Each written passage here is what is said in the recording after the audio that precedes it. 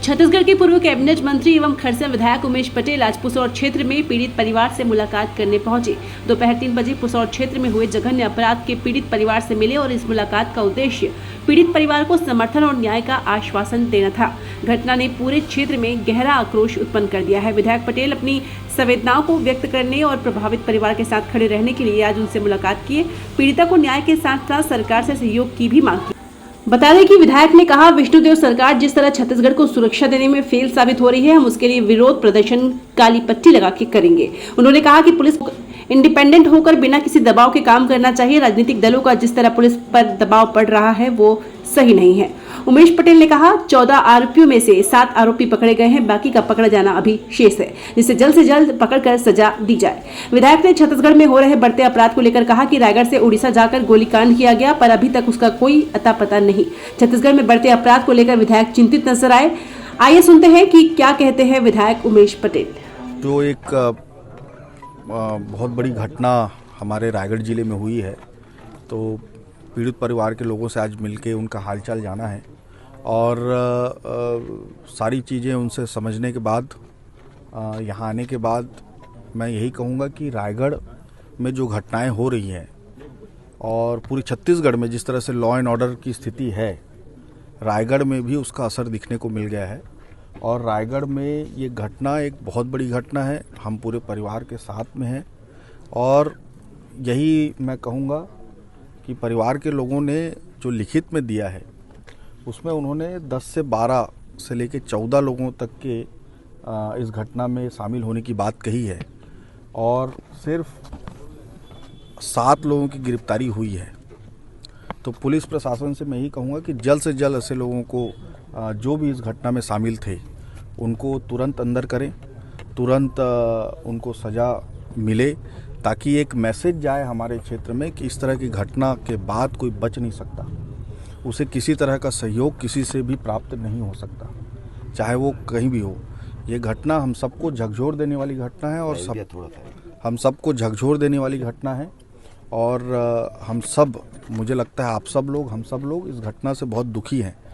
और पुलिस प्रशासन, पूरे शासन को मैं कहूँगा कि लगातार इस तरह की घटना हो रही है। रायगढ़ के कुछ लोग उड़ीसा में जाकर गोली कांड कर रहे हैं और रायगढ़ के लोगों की सर्चिंग तक नहीं हुई। आज ये इतनी बड़ी घटना यहाँ एक घटना पुसौर क्षेत्र में हुई है। इन सब को देखने से मुझे यही लग रहा है कि प्रशासन को टाइट होना पड़ेगा और इस तरह से लचर व्यवस्था में कहीं न कहीं गड़बड़ होगा और एक कॉन्फिडेंस पूरे क्षेत्र में लाने की ज़रूरत है कि पुलिस एक सक्षम पुलिस है और पुलिस के बूट की धमक होनी चाहिए, जिसको कमज़ोर करने की कोशिश राजनीतिक दलों के द्वारा की जा रही है, उनको उनके इशारों में चलाने का काम कर रही है।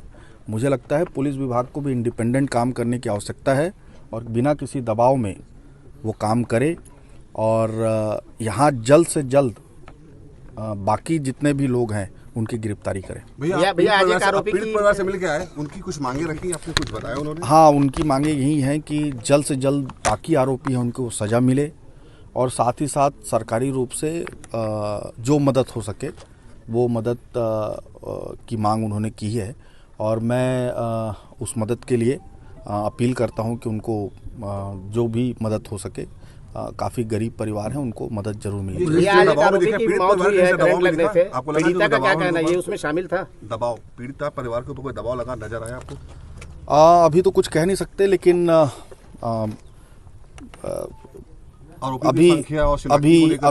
अभी काफ़ी विचलित हैं परिवार और मुझे लगता है थोड़ा सा उनको समय और लगेगा। महिला को लेकर अनर्गल बातें की जा रही है, ये बहुत गलत बात है। बिल्कुल इस तरह की चीज़ें नहीं होनी चाहिए और इस पे पुलिस प्रशासन को इसके ऊपर भी ध्यान रखना चाहिए कि इस तरह की बात कहीं पे भी मत आए। क्या परिजनों ने इस बात की पुष्टि की कि और भी लोग थे, क्योंकि पुलिस ने सिर्फ 8 के खिलाफ एफआईआर दर्ज किया है इस पे? हाँ, उनका कहना है कि जिन्होंने रिपोर्ट लिखा है उनको इसका आइडिया है और रिपोर्ट में स्पष्ट है कि उन्होंने 12 से 14 लोगों का जिक्र किया है। तो सभी का ये मानना है कि अभी और आरोपी हैं जिनका अंदर होना बाकी है। एक मुख्य आरोपी है भैया, कहीं ना कहीं उसकी गिरफ्तारी को लेकर बात उठ रहे हैं। ये सरपंच का रिलेटिव है, ये बोल रहे हैं मुख्य आरोपी है, कहीं ना कहीं उसकी गिरफ्तारी को लेकर सवाल उठ रहे हैं कि गिरफ्तारी नहीं हो रही है। जो भी आरोपी है इसमें, जो भी आरोपी है उनको सख्त से सख्त सजा होनी चाहिए। हम सब के लिए एक बहुत गंभीर बात होनी चाहिए और हम सब के लिए एक दुखद घटना है। तो इसमें जो भी आगे क्या रणनीति रहेगी आप लोगों की? जिस तरह से पुलिस प्रशासन फेल है छत्तीसगढ़ की जनता को एक सुरक्षा देने में, रायगढ़ के लोगों को जिस तरह से सुरक्षा देने में विष्णुदेव साय की सरकार फेल है, उसको लेकर हम लोग कल एक जो काला पट्टी लेकर जुलूस निकालेंगे, काला पट्टी बांधकर, और इसका एक विरोध प्रदर्शन हम लोग करेंगे। भैया, वित्त मंत्री जी ने कहा है कि राजनीति नहीं करना चाहिए और पीड़ित परिवार से ना मिलने जाए, ऐसा भी उन्होंने कुछ देर पहले कहा है। देखिए, पीड़ित परिवार से जब मिलेंगे तभी उनके मन की बात सामने आएगी और हम लोग उनके मन की बात को समझने आए हैं, उनके पीड़ा को कम करने आए हैं, उनसे बातचीत करने आए हैं। कांग्रेस ने जांच कमेटी बनाई है, मैं बोलूँगा कांग्रेस ने जांच कमेटी बनाई है, वो 25 तारीख को आएगी और हमारे सारे महिला विधायकगण उसमें शामिल होंगे। पड़ोसी गांव का युवक जो मरा, ये क्या आरोपी था कि नहीं था? इसके बारे में अभी पूरी तरीके से कंफर्म नहीं हुआ है। पूर्व मंत्री माननीय उमेश पटेल जी यहाँ आए हैं, परिवार से बातचीत हुई है, लेकिन मुझे दुख इस बात का है कि शासन प्रशासन, यहाँ के विधायक, यहाँ के मंत्री, घटना के 4 दिन बाद तक उनको होश नहीं आया। जब हम लोगों की खबर लगी उनको कि हम लोग पीड़ित परिवार से मिलने जा रहे हैं, तब वो आनंद फानंद में प्रेस कॉन्फ्रेंस किए।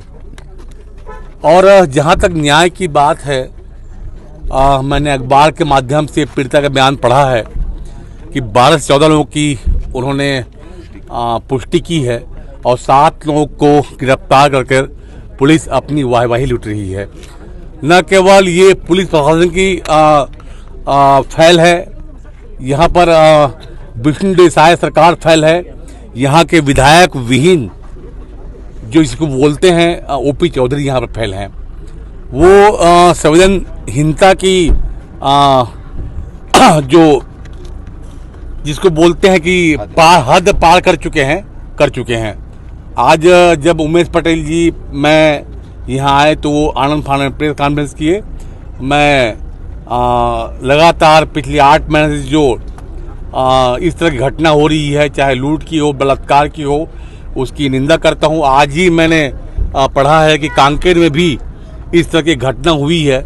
लगातार भाजपा शासन इस मुद्दे में फैल है और मुझे लगता नहीं कि विष्णुदेव साय जी को अब इस शासन गद्दी में बैठने की जरूरत है। प्रकाश भैया, जैसा पीड़ित परिवार से मिले तो उन्होंने बताया कि एक आरोपी का चेहरा दिखाया और बाकी का चेहरा नहीं दिखाया, तो क्या पुलिस इस मामले में लीपापोती कर रही है? बिल्कुल कर रही है। 1 दिन तक तो उनका रिपोर्ट दर्ज नहीं हुआ। उसके बाद में जब पीड़िता ने कहा कि 14 से 15 आरोपी हैं, उसके बाद 7 को गिरफ्तार करके अपनी पीठ ठोक रही है, तो लीपापोती कर रही है। Thank you.